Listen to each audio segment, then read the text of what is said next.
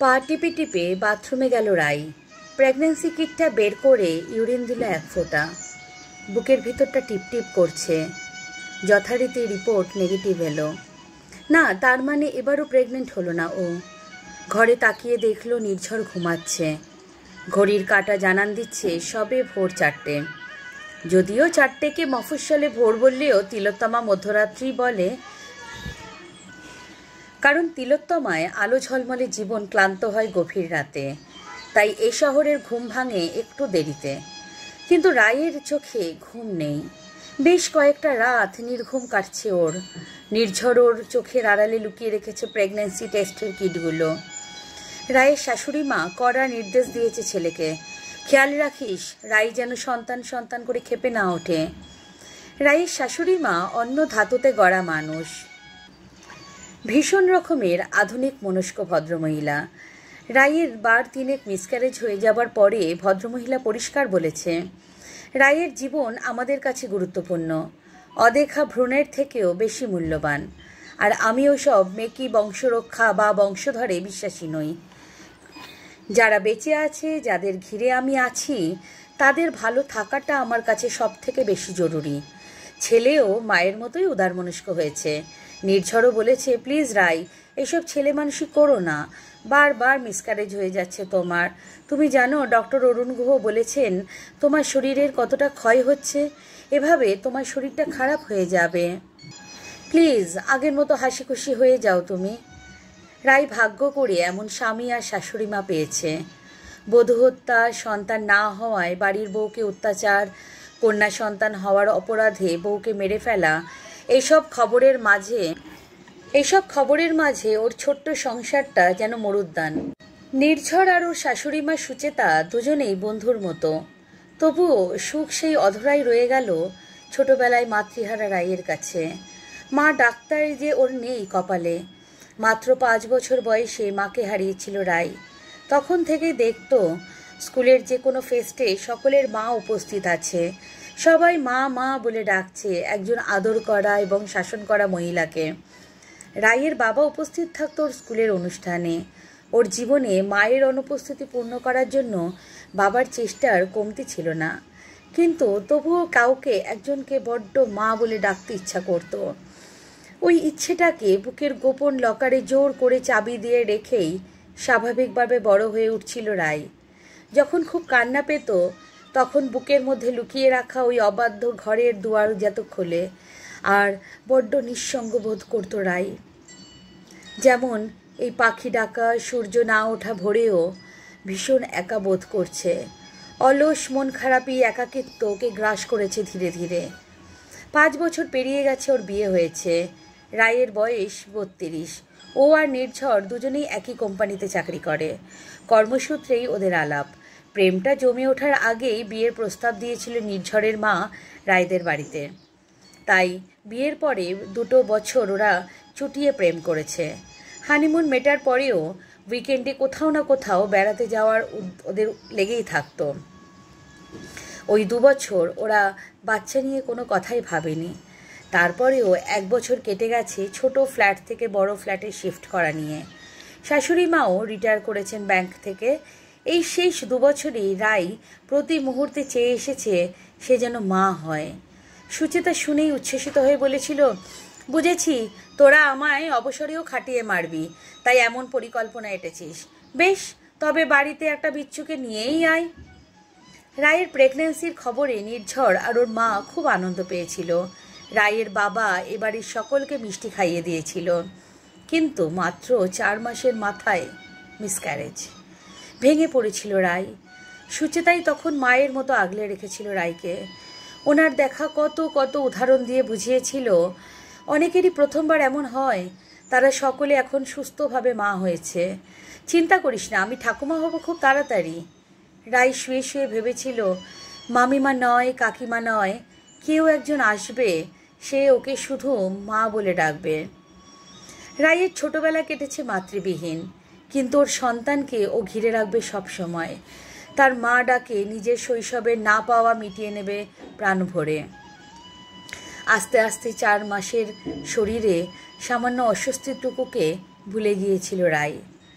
Office join করেছিল স্বাভাবিকভাবেই, আবার মাস 6 বাদে এভাবেই এক ভোরে প্রেগন্যান্সি কিট ওকে সুখবরের বার্তা দিয়েছিল।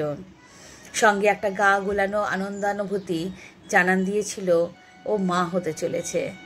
আগের বারের ঘটনায় সকলেই সতর্ক হয়েছিল, আর হাঁক ডাক মিষ্টিমুখ কিছুই করেনি কেউ। বরং নির্ঝর আর সুচেতা রায়ের শরীরের দিকে তীক্ষ্ণ নজর রেখেছিল। সেবারেও মধ্যরাত্রে ভিজে ভিজে উপলব্ধিতে ঘুম ভেঙে গিয়েছিল রায়ের। বিছানায় রক্ত দেখে বুঝে গিয়েছিল কি হয়ে গেল। নির্ঝরের বুকে মুখ লুকিয়ে কেঁদেছিল অনেকক্ষণ। সুচেতা বলেছিল, এরপর অফিস কামাই করে বেড রেস্ট নিতে হবে রাই। আমাদের অফিসের শুভাশিস বলছিল ওর বউয়েরও নাকি এভাবেই মিসক্যারেজ হয়ে যাচ্ছিল, তারপর বেড রেস্টে থেকে তবে সুস্থ বাচ্চার জন্ম দিয়েছে। তৃতীয়বার রাই সকলের কথা শুনেছিল। সুচেতা রাইকে এক গ্লাস জল নিয়েও খেতে দেয়নি। নির্ঝর পেন ড্রাইভে করে যত কমেডি সিনেমার কালেকশন এনেছিল রাইয়ের মন ভালো রাখতে। বাড়িতে সবসময় রাইয়ের পছন্দের খাবার রান্না করেছিল কাকুলি মাসি। যত্নের কোনো ত্রুটি করেনি কেউই। রাইও দিন রাত ঈশ্বরকে স্মরণ করেছিল। তারপরেও আবার ডক্টর শোনালেন সেই ভয়ানক শব্দটা, যেটা রাতের পর রাত তাড়া করে বেড়ায় রাইকে, মিসক্যারেজ। না, কেউ দোষ দেয়নি ওকে, বরং সকলে ওকে আরও বেশি করে আঁকড়ে রেখেছে। তবুও রাই যেন দিন দিন ডুবে যাচ্ছে ডিপ্রেশন নামক মন খারাপের জগতে। হাসতে ভুলে গেছে ও। কোভিডের প্যান্ডামিক সিচুয়েশন, নেহাত ওয়ার্ক ফ্রম হোম বলেই হয়তো এখনও টিকে আছে ওর চাকরিটা, না হলে কী হতো কে জানে। বাড়িতে বসে ল্যাপটপে অফিসের কাজটুকু করে কোনো মতে, বাকি সময় বড্ড চুপচাপ। নির্ঝর রাইয়ের পছন্দের গান বাজালেও বিরক্ত হয় রাই। সুচেতা ওর পছন্দের খাবার বানালেও রেগে যায় রাই। মনে হয় যেন সকলে ওকে করুণা করছে, ওর অক্ষমতা ঢাকার জন্য সকলে ব্যর্থ প্রয়াস করছে। সেই হাসি খুশি সাজতে ভালোবাসা রাইটা যেন এখন সম্পূর্ণ অন্য এক মানুষ। চোখের নিচে কালো ছোপ, দৃষ্টিতে বিহ্বলতা, কেমন যেন বড্ড এলোমেলো। সুচেতা নির্ঝরের একান্ত আলোচনাটাও সেদিন শুনে ফেলেছিল রাই। সুচেতা বলেছিল, বাবু এখন তো অনেকে আইভিএফ পদ্ধতিতে মা হচ্ছে, তো তোরা তো এটা নিয়ে একটু ভাবতে পারিস। চোখের সামনে রাইয়ের এমন কালো মুখটা আমি সহ্য করতে পারছি না বাবু। আমি তো ওর মা, বল। নির্ঝর গম্ভীরভাবে বলল, ডক্টরের সাথে কথা বলেছিলাম মা, কিন্তু রাইয়ের ফ্যালোপিয়ান টিউবে ব্লক আছে, তাই আইভিএফ খুব বেশি কার্যকরী হবে বলে মনে হয় না। আবার ওর শরীর আর মনের উপর প্রেশার দেওয়ার কোনো ইচ্ছা আমার নেই। সুচেতা বলল, তাহলে কোনো অনাথ আশ্রমে খোঁজ নে। নির্ঝর বলল, মা এখন তো চারদিকে লকডাউন, তাছাড়া আমার অফিসের একজন বললেন বাচ্চা অ্যাডপ্ট করার অনেক ঝামেলা আছে, সেই প্রসেস করতেও তো বছরখানেক লাগবে। এদিকে রায় প্রেগন্যান্সি কিট নিয়ে দিন রাত ছেলে মানুষই করে যাচ্ছে, কি যে করি।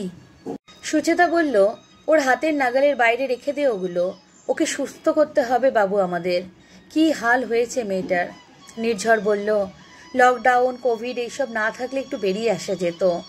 অন্তত চার দেওয়ালের মধ্যে দিন রাত এই এক ভাবনা ওকে এলোমেলো করে দিত না। তাছাড়া মা ডক্টর বলে দিয়েছেন আপাতত 1 বছর ও কনসিভও করতে পারবে না, ওর শরীর খারাপ হয়ে যাবে। রাই বড্ড অবুঝ হয়ে যাচ্ছে মা, কিচ্ছু শুনছে না। রাই ওদের আলোচনা থেকেই বুঝতে পেরেছিল ওর যেমন মা ডাকার কেউ ছিল না, তেমনি ওকে মা ডাকবে এমনও কেউ এলো না। অপলক তাকিয়ে আছে রাই প্রেগন্যান্সি কিটটার দিকে। নেগেটিভ রিপোর্টটাও ওকে আবারও জানান দিচ্ছে ও ব্যর্থ। এ শহর ঘুমায় নিশ্চিন্তে।